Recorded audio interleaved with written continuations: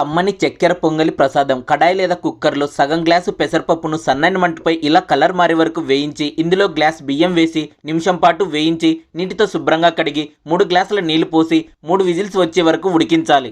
అన్నం ఉడికేలోపు కడాయిలో 3 స్పూన్ల నెయ్యి వేసుకొని నెయ్యి కాస్త వేడెక్కిన తర్వాత ఇందులో 2 స్పూన్లు పచ్చి కొబ్బరి ముక్కలు వేసి వేయించాలి. ఇవి కాస్త కలర్ మారిన తర్వాత స్పూన్ జీడిపప్పు వేసి వేయించాలి. తర్వాత ఎండుద్రాక్ష వేసి వేయించి పక్కన పెట్టుకోవాలి. స్టవ్ ఆన్ చేసి కడాయిలో 1.5 గ్లాసు తురిమిన బెల్లం, 1/2 గ్లాసు చక్కెర వేసి గ్లాస్ నీళ్లు పోసి ఇవి కరిగేలా మరిగించాలి. కావాలంటే చక్కెర ఇంకాస్త వేసుకోవచ్చు. బెల్లం చక్కెర కరిగాక ఒక గిన్నెలో ఈ నీటిని వడగట్టుకొని స్టవ్ ఆన్ చేసి ఇందులో ఉడికించిన అన్నాన్ని వేసి బాగా కలుపుకోవాలి. మధ్య మధ్యలో కొద్దిగా సగం గ్లాస్ దాకా నెయ్యిని వేసి కలుపుకుంటూ 5 నిమిషాలు సన్నని మంటపై ఉడికించాలి. ఇలా బాగా ఉడికిన తర్వాత ఇందులో 1/2 స్పూన్ యాలకుల పొడి వేసి కలిపి తర్వాత నెయ్యిలో వేయించిన డ్రై ఫ్రూట్స్, చిటికెడు పచ్చకర్పూరం వేసి కలుపుకొని స్టవ్ ఆఫ్ చేసుకోవాలి.